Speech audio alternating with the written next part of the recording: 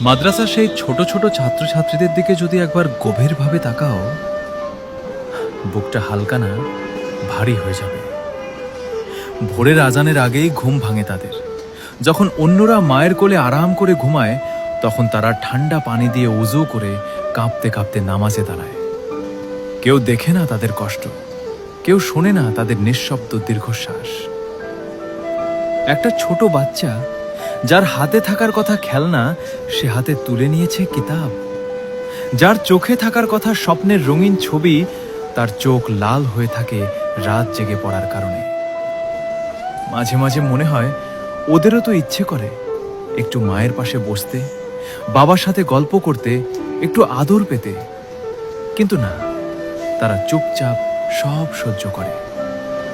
অনেকের বাবা মা দূরে, ঈদের দিনেও কেউ কেউ বাড়ি যেতে পারে না। অন্যরা যখন নতুন জামা পরে আনন্দ করে, তখন মাদ্রাসার কোনো এক কোণে বসে কেউ হয়তো চুপচাপ